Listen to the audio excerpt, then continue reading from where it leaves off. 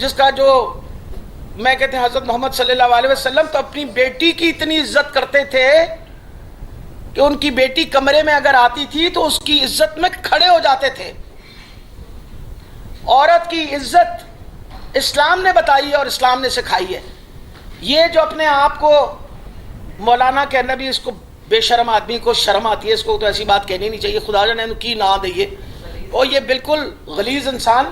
یہ تم خدا جانے کس کی پیداوار ہو، پر یہ جو تم نے باتیں کی ہیں، افسوس ہوتا کہ تمہارا باپ جو تھا نا وہ تو ایک بڑا آدمی تھا، اچھا انسان تھا، اچھی بات کرتا تھا. تم پتہ نہیں کیا گند کھولتے رہتے ہو ہر وقت. انشاءاللہ تمہارے خلاف ایف آئی آر لکھیں گے اور انشاءاللہ تم کو اس کی سزا ملے گی جس طرح کی تم نے زبان خواتین کے بارے میں استعمال کی ہے. ہم تمہیں بخشیں گے نہیں اس بات پہ، اور نہ ہی اللہ نے تمہیں بخشنا ہے، کیونکہ اللہ تعالیٰ نے مرد اور عورت کو برابر کا پیدا کرنے کے بعد یہ بھی کہا ہے کہ عورت کا کس طرح تحفظ کرنا چاہیے، اس کی چادر اور چار دیواری کا کس طرح تحفظ کرنا چاہیے. پنجاب حکومت کے حوالے سے کیا کرنے جا رہے ہیں؟ استعفے دے رہے ہیں یا اسمبلیاں توڑ رہے ہیں؟ مشاورت ہوئی ہے نہیں ہوئی؟ کہاں پر بات؟ دیکھیں جی، جہاں تک تعلق ہے میرا خیال ہے وہ تو کوئی جھکی چھپی بات نہیں ہے. اسمبلیاں تحلیل کرنے کی بات خان صاحب نے کی ہے، اسی پہ ڈسکشن ہو رہی ہے، اور ہم سارے جو ہیں خان صاحب کے پیچھے اس بات پہ بالکل اس طرح ایک شیشے پلائی ہوئی دیوار کر. یہ جو لوگ کہہ رہے نا فلاں نہیں جائے گا ٹمکا نہیں جائے گا، بھول جاؤ، ایوری بڈی ول گو انشاءاللہ. جی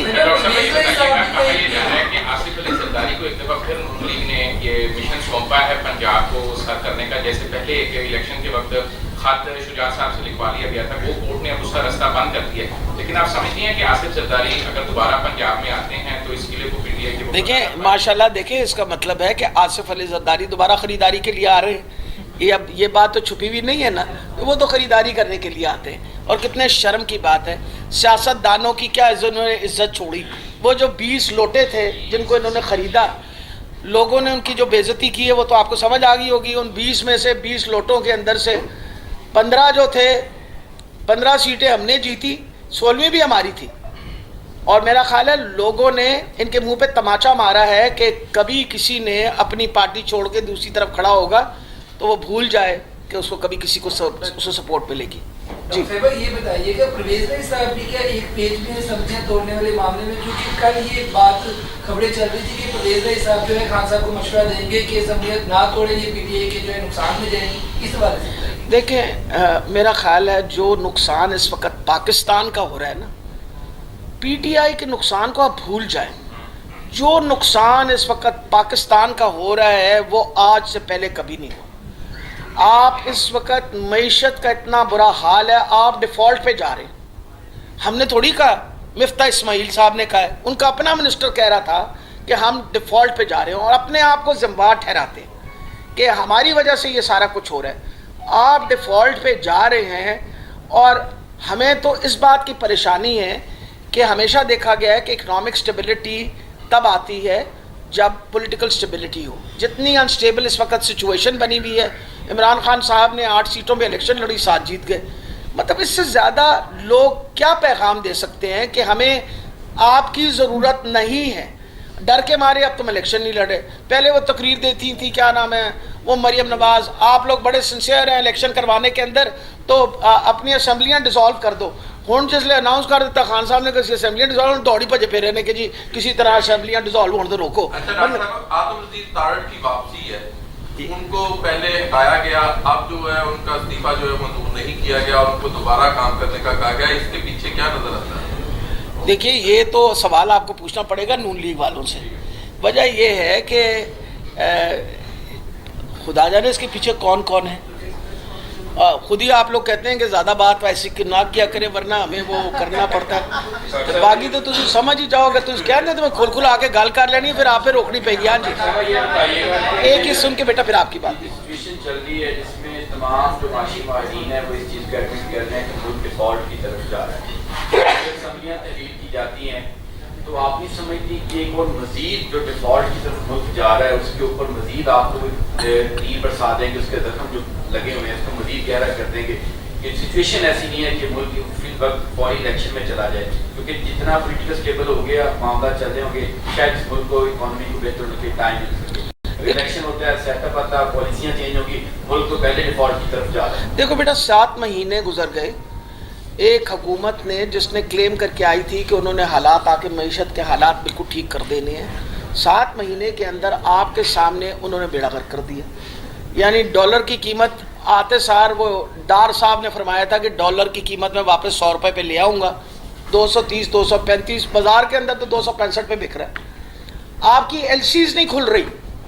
मैं क्योंकि मेडिकल, आपको पता है मेडिकल के शोबे से ताल्लुक़ है मेरा, मैं बतौर मिनिस्टर इस वक्त मैं आपको क्या बताऊँ कि मेरी कितनी एलसीज इस वक्त रुकी हुई हैं, फॉरेन एक्सचेंज नहीं है। यानी मैं ऑर्डर नहीं कर सकती अपना इक्विपमेंट, मैं अपना ऑर्डर नहीं कर सकती अपनी चीज़ें, इस वजह से कि पैसे कोई नहीं है, आपके पास डॉलर्स नहीं हैं जिससे आप अपनी एलसी खोल सकें। ये तो आपको पता, खबर हर तरफ चल रही है कि एलसी खोलने की तो इन्होंने क्या किया, 7 महीने के अंदर जो बेड़ा गर्क किया है, आपका ख्याल है और वक्त दिया जाए इनको ताकि आज मजीद बेड़ा गर्क कर दे? ये मैं आपको बता दूं कि जिस दिन इलेक्शन अनाउंस हो गए उस दिन इकनॉमिक स्टेबिलिटी आ जाएगी।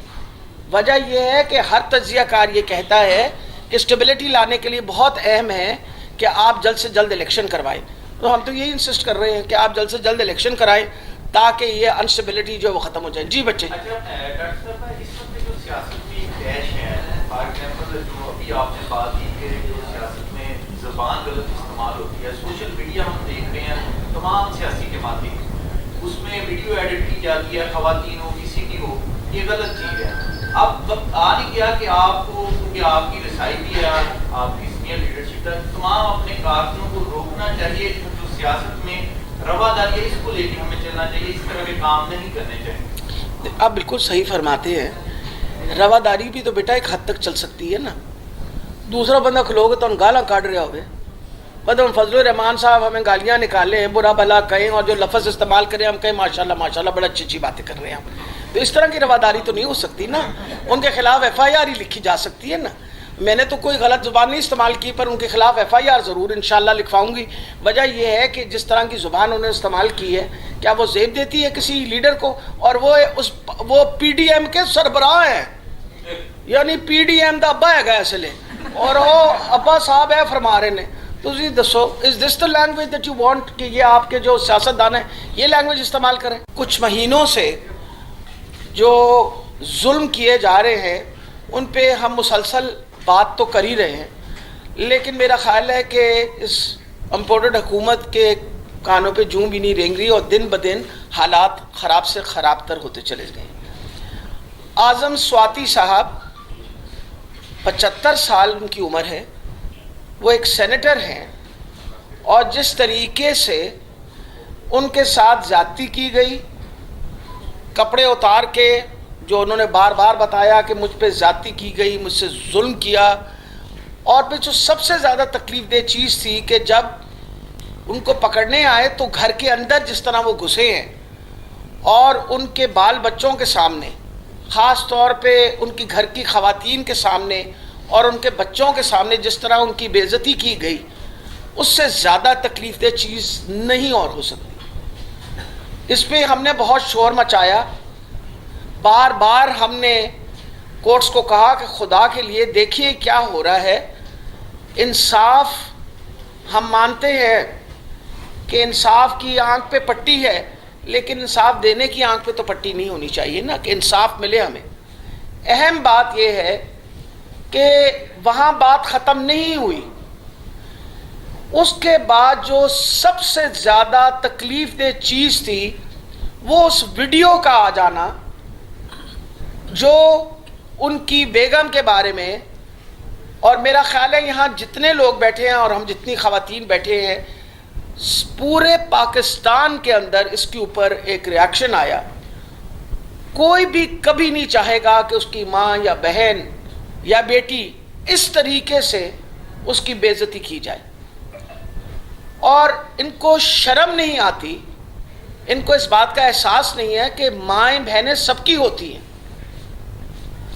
ये हुकूमत जिसने चादर और चार दीवारी का तहफ़्फ़ुज़ करना था, जो जुल्म इन्होंने ढाया है, 25 मई को आपको याद होगा, घरों के अंदर ये लोग घुसे, घरों के अंदर इन्होंने औरतों को घसीटा, औरतों को ज़दोकोब किया, आपके सामने है।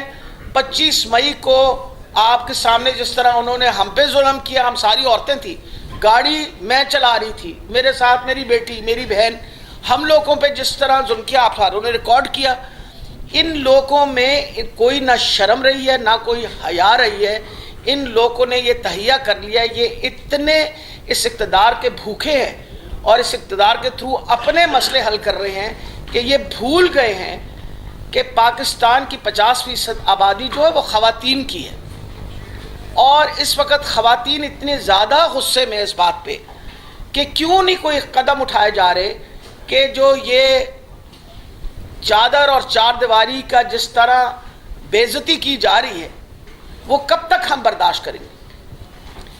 और फिर सोने पे सुहागा ये है कि अगर एक बंदा जिसकी उम्र 75 साल है, जिसने अपने ख़ानदान के सामने बेइज्जती, यानी वो बात करते हुए उनके आंसू नहीं रुकते, उस बंदे के साथ, और वो जो वीडियो की बात करते हैं आप सोच नहीं सकते,